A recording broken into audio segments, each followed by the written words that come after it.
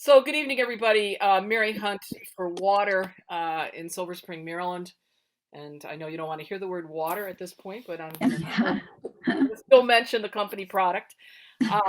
It's lovely to have all of you here for meditation, and I welcome you to the second meditation of the fall 2022 season.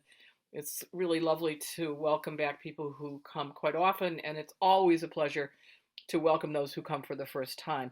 And I'd like to bring special mention to my colleagues, JT Rustad, who has left water for greener pastures in a full-time job, and they're doing, from what I can tell, a great job with the American Mathematical Association. Is that the name? And I'd like to welcome in a very special way our new colleague, Patricia Miller. I'm waving to you, Patricia.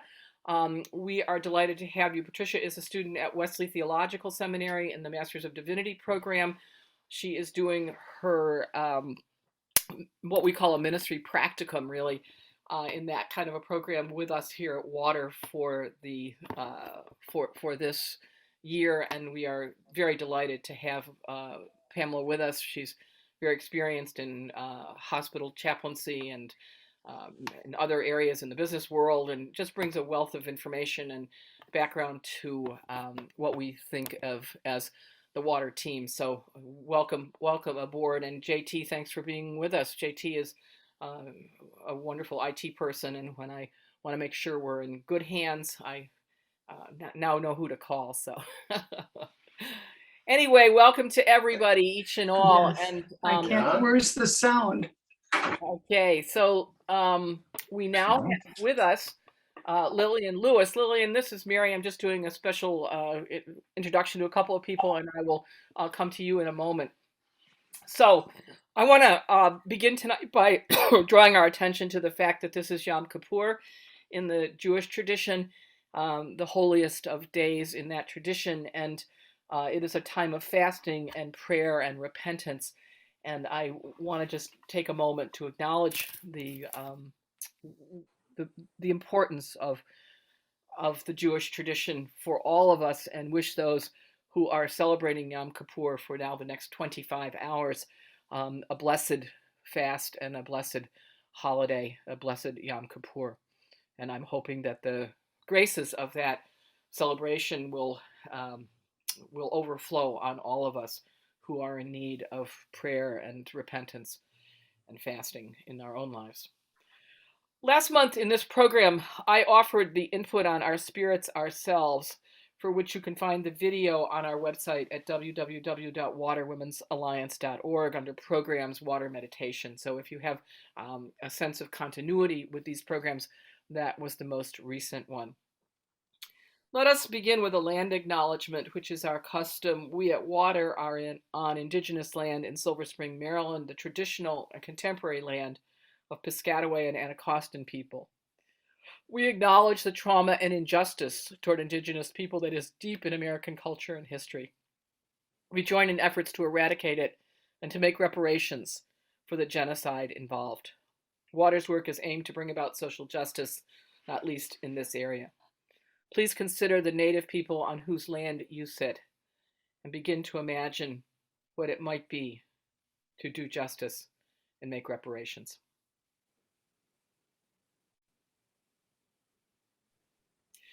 Now, as we move into the meditation proper, again, I want to welcome all of you who are here and just let you know how we do this. We spend 7 or 8 minutes with the person who is leading our meditation, and then we have a period of silence together, 22 minutes, just because it seems to work. And there'll be a gong that I will sound. It'll sound like this.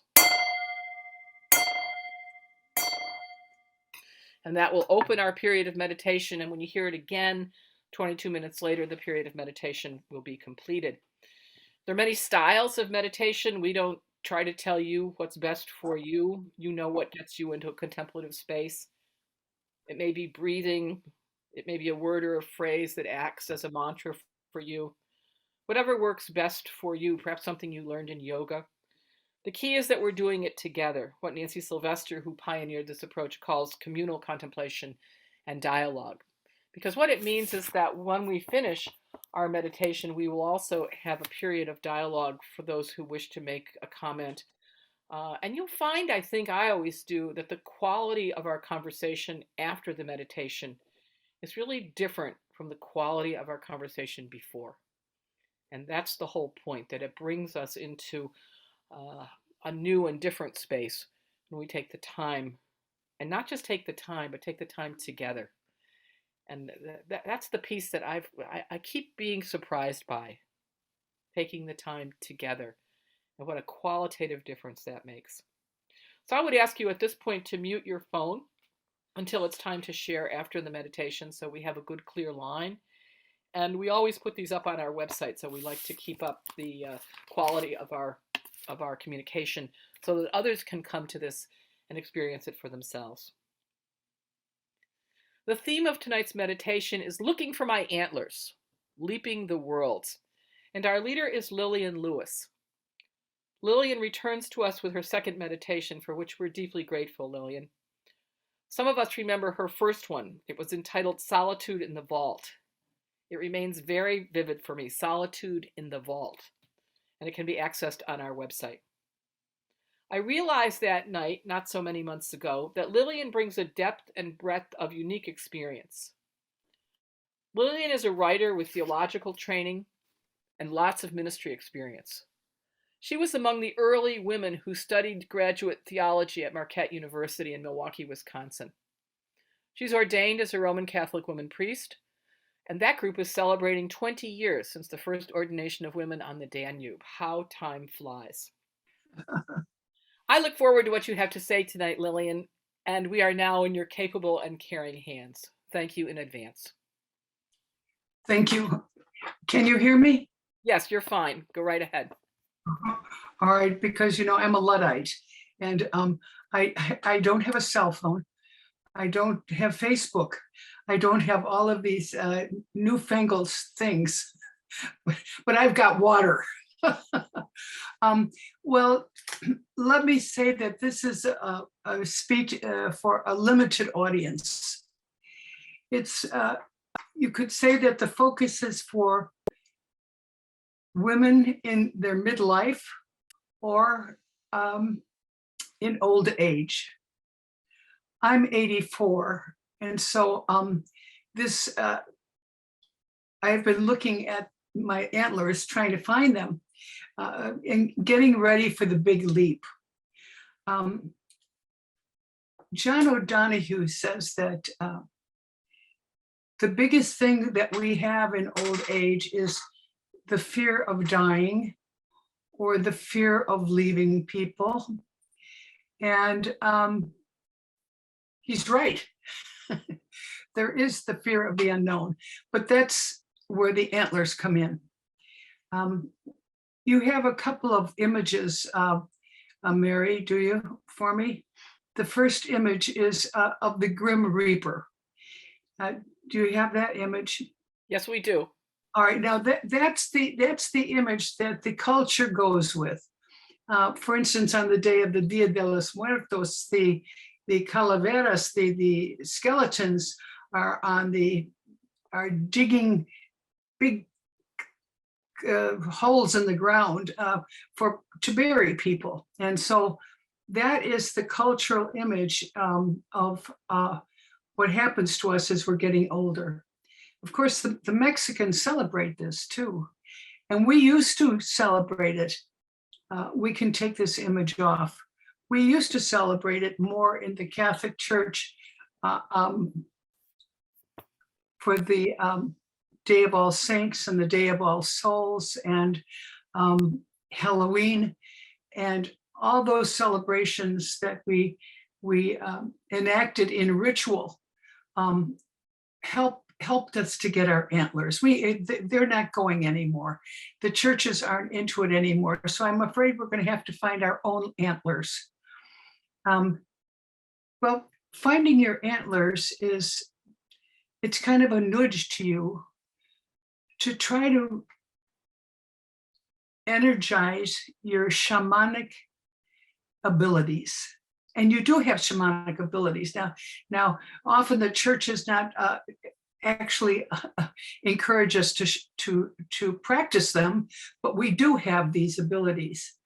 And so it's, in a way, it's a mythopoetic or a poetic way or an imaginative way of saying how we're going to make it over to the other side.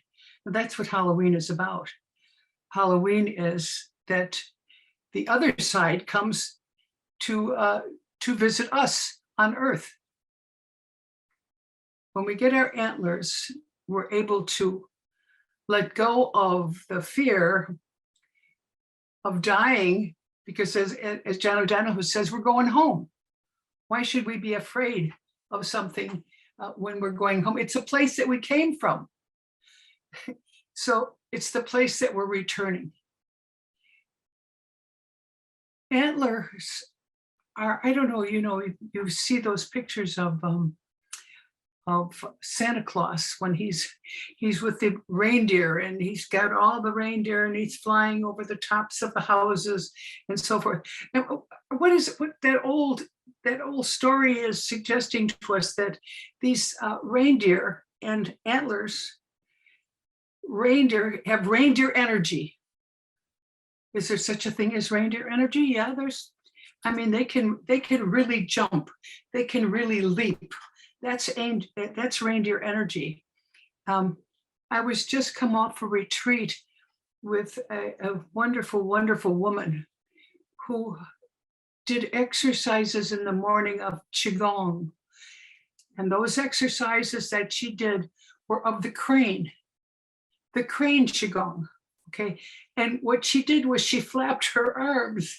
part of the exercise was to flap your arms as you did the different exercises, but trying to draw in, you could say, the energy of the crane, which was to lift up and get above the situation, being able to look down a little bit, look down on the situation. So what I'm suggesting tonight is that you see this when Mary puts up the second image, that we spend some time on 8 different features of it. This is the teeny course in shamanism that I'm giving, but that we look at this, we use the picture during our time of meditation, well, as a contemplation. We contemplate this picture. I will say that we release or get rid of the old impediment of the Grim Reaper, and we try to take a different tack with regard to our demise, that we're leaping into a new world. And this is the poetic way of speaking about it. All right. I don't know if you can get that thing out of there. There you go. Now, what we see here is it clear to you, the picture? I hope it's clear to you. Can you see this? The image, Mary? Yes, JT, can you make it, I don't know if you can make it any bigger, but yes, we can see it. You can see the image, all right. There are, I don't know how many minutes I have left. Do I have a few minutes left? Yeah, you probably have 3. Okay. Let's look at this. In the center of this picture, and the key element of this image, is a woman, a shaman woman. And she is dancing in the light of the moon. And what she is dancing in front of is the great vulva, this dark purple or dark blue purple, in the great vulva of the great mother, the vulva of the great mother. So she obviously is a shamanka, a shaman who is serving the great mother. She's employed. And so she has on a red stole of her priesthood. And you have a priesthood too. And when you meditate or sometimes contemplate, put on your stole, put on your prayer shawl. She's dancing in the light of the moon, and you see her feet. She's dancing across moons, which means many, many months, many years. In other words, she's well practiced. And she's naked. And that's the way we're going into the next life. We're going there naked, just as the person that we really are. The person that we really are. On the body, I hope you can see it. There are strands of wheat, and there's much grapes, and it indicates that this may be Eucharist, that she may be celebrating Eucharist. I'm not sure of that, and that's not crucially important, but she has a light covering of the Eucharist. Around her neck is a snake. This tells me of the clan that she's in, and you must belong to a clan too. In the meditation, think about the clan you belong to and how it is symbolized. Most important, of course, is she has a frying pan. Well, it's supposed to be a wand, but the wand of the wild woman is not a phallic symbol or a phallic wand, a pointer. It is something that is a divine transformer. It's where you transform things into food, right? And there's many, many images more that we could say about this frying pan, but it is a divine transformer where things in your life become transformed into love, into grace, into God. This is what transformation is about. And the picture tries to indicate it with the frying pan, but she's jubilant with this frying pan. She's excited and happy with it. Last of all, she has the antlers. She has the antlers, which tells us that she's about to make the great leap. And the shaman or the shamanka puts on the antlers when she's ready to leap. If you ask me the best way for these antlers, for you to get them, it's for you to change time. Change time. Get up with the sun and go to bed with the moon. When the moon comes out, go to bed. Get up with the sun. When the sun comes up, go to bed with the moon. In other words, reset your clock. Reset your clock to the universe's clock. By that way, you're able to enter into more of this movement, this dance on the moon. You could say this dance on the moon that's going to carry you over. Now, this is all comes from my Celtic heritage, my Irish heritage, which is wild and woolly. But I think we're going to need it when we leave this planet. Thank you.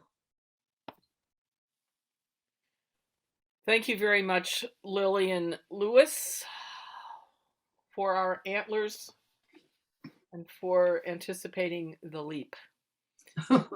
We move now into our period of reflection. I will ring the gong and we will reconvene in 22 minutes. Feel free if you want to keep your screen open so you can see the image. And if you want to take your video off, you can do that as well. But we'll reconvene for conversation in 22 minutes. Thank you. Thank you.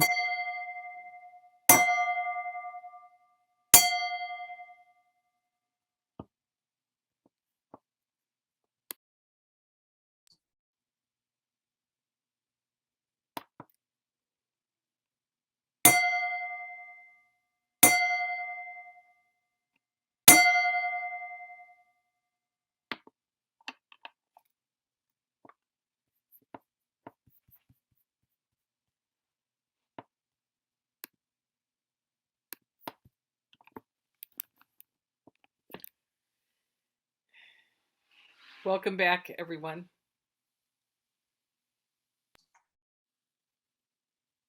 Welcome back, and a special thanks to Lillian Lewis for another memorable meditation.